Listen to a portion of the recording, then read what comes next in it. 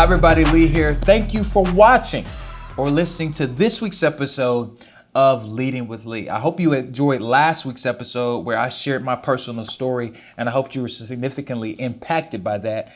But today we're going to talk about something that I care deeply about as a result of me sharing my story, is this idea of collective action. So in the fall of 1929, the unthinkable happened. The stock market crashed on what was now called Black Friday, and it led to a movement or a time and a period in American history which we call the Great Depression. It was such a tumultuous time in American history, and it led to the election of Franklin D. Roosevelt as president in 1932. When Roosevelt came into power, the strength of the federal government was weak and the nation was in disarray and despair. The country needed a series of strong and aggressive policy proposals to save the nation. And through the New Deal and World War II, Roosevelt was able to galvanize the nation into collective action to build a strong America that will lead in the world for the first time. Today, we're going to talk about this idea of collective action, and I would just want to give you a definition of what that means. So let's define collective action. It is the collaborative efforts it takes to place in groups and divergence from the social norms of a situation.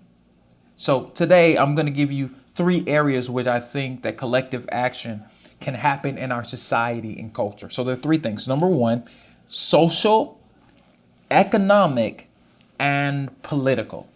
First, let's talk about social. So on Valentine's Day 2018, students at Stoneman Douglas High School went to school thinking it was just a regular day and was confronted with something so horrific. A school shooting that led to the death of 17 students and faculty members. This action rocked the nation at its core, and students like Emma Gonzalez and David Hogg led the charge in organizing their classmates to march and do something different in the world. The action by Gonzalez and Hogg led to thousands of young men and young women across the country calling for gun reform and creating the movement that we know today as March for Our Lives. These young people have put pressure on state legislators to consider and change laws within our country and within our states to ensure that we protect our children at school. And these young people were just ordinary folks who thought, hey, let's actually take a step, a tragic situation, a problem, and let's take action. In the conversation, we can realize we can realize that in our spheres of influence, we can engage in conversations and talk about things that are happening around us and cause people to move on an issue. It may just be that you might need to have a conversation with some family members in the coming weeks about things that are going on in our country. And you might be able to move them on those issues and move them on thinking about this subject in a different way, because the decisions that we make affect our society as a whole. The decisions that we make on who we elect or who we engage with politically or what is happening in your community, we are affected by them in a social way. It affects the communication that happens between you and your family. And we have to think about this, and it takes people getting together in order for situations and policy change to happen in our country and in our culture.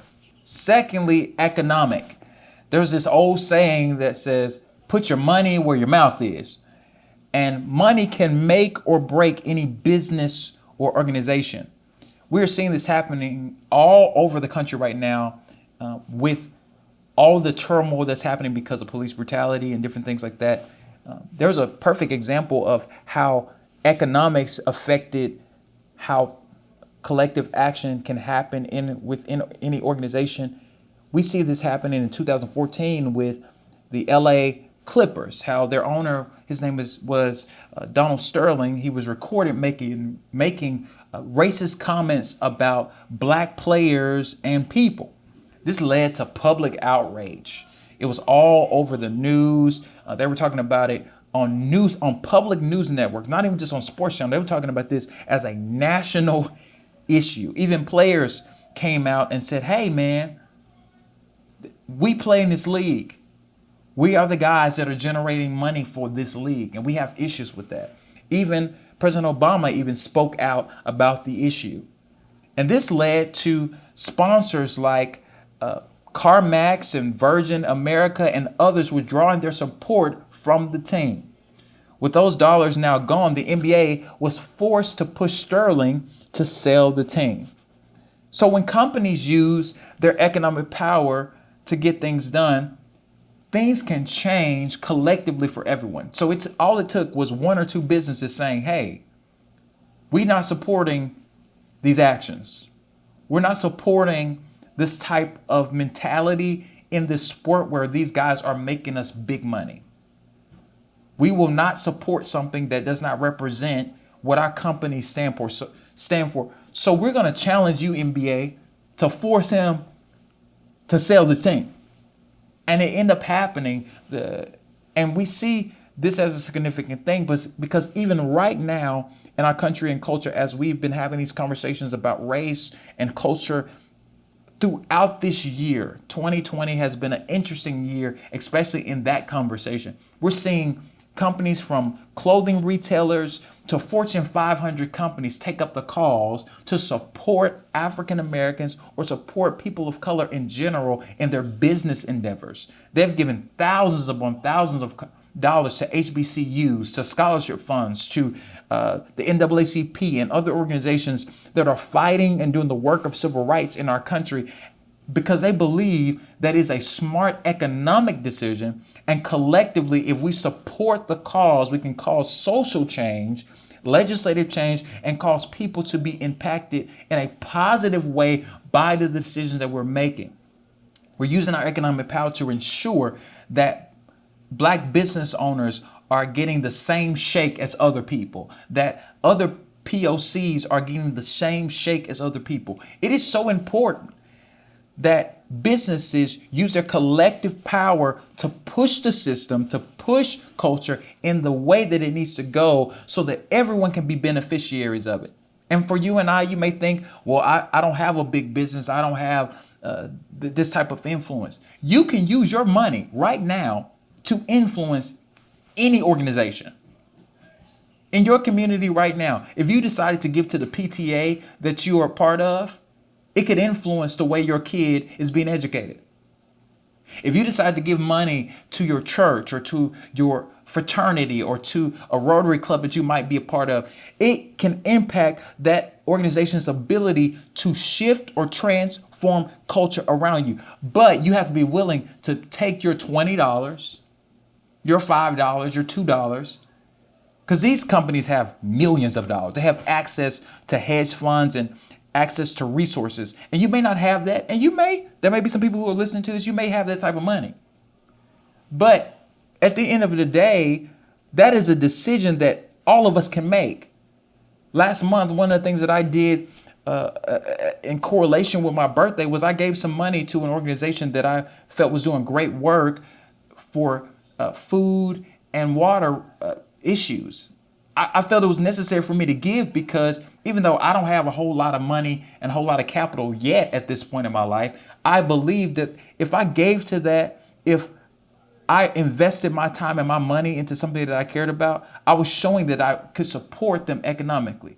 Now, I want you to think about something, because economics is always an interesting subject. What if you and I, with our little bit of money, decided, hey, I'm going to give $20 to this specific cause?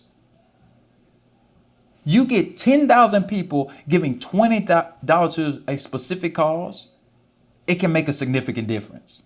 All it takes is everybody believing that they have economic power to change something, that they have the ability to push systems, to push culture, to cause change to happen. We see it happen all the time on social media, how on Twitter specifically, how people use their economic dollars to say, hey, we are not going to support this artist. We're not going to support this individual because they are not representing what we expect from them. And you and I have to recognize that we can do that even in the small space that we might be in. It might be at your job. You might decide, hey, I'm not going to support this thing because this does not represent the economics of my family and my life. I need you to do better with my money. I'm a customer or I'm a part of this organization. You're affecting my income when you make decisions. And this is something that we have to think about as it relates to this idea of us taking our collective genius and collective action to push systems in a direction that we need it to go. And this last point is political.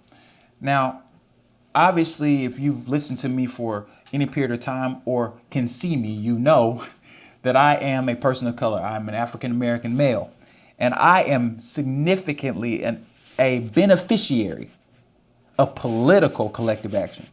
If it had not been for the 1960s, where the civil rights movement was a push for the restoration of voting and other civil liberties promised to Black Americans, I wouldn't be sitting here and having this conversation about it. And even now, we're seeing that those things are being challenged in American culture. We saw in 2013 where there was a case called Shelby versus Holder, where some of these civil rights had been undermined and shaped and changed because of that court case. And we're seeing that people are starting to fight again to restore civil rights for all people. Here's the thing, that political action is something that we all are beneficiaries of. Because one of the realities that people have to understand, whether you believe it or not, we're all affected by something political.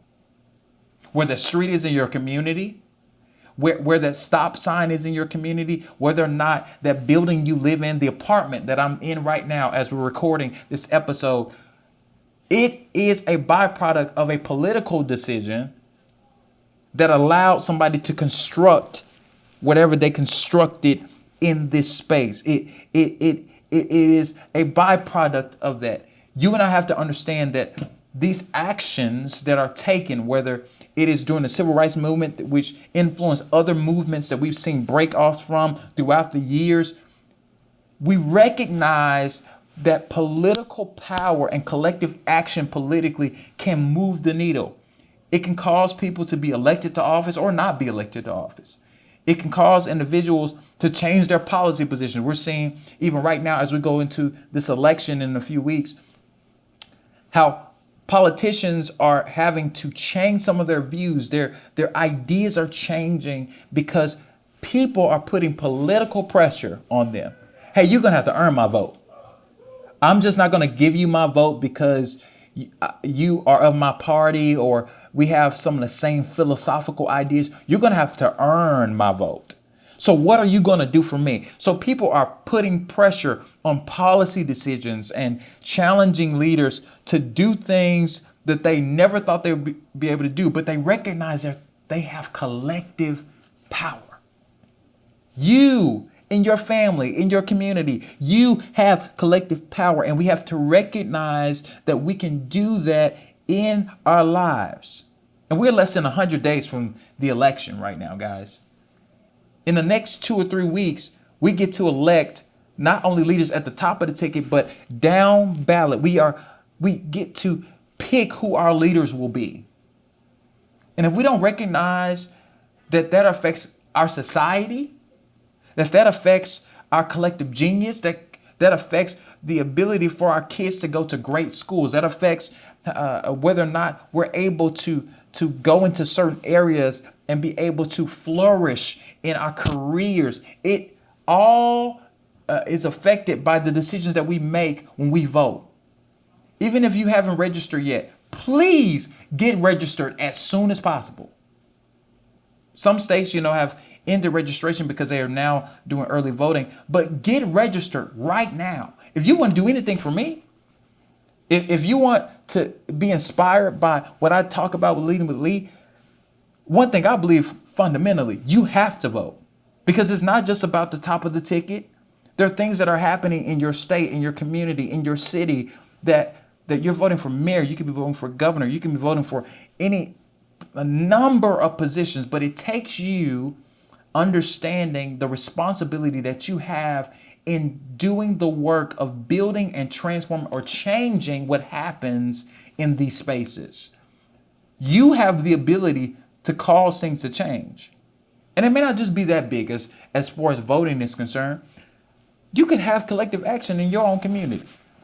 I remember when I was living back in Mississippi, and there was a lady that we lived across the street from, and the street that we lived on was torn up and it wasn't looking very well. This lady, for months, she called the city of Jackson and said, "Hey, I need you to pay my street." For months. She even went out of her way to get out of her house and go have conversations with folks on our street about, hey, we need to get our street paved, because if we get our street paved, it would ensure that nobody's cars get wrecked on our street.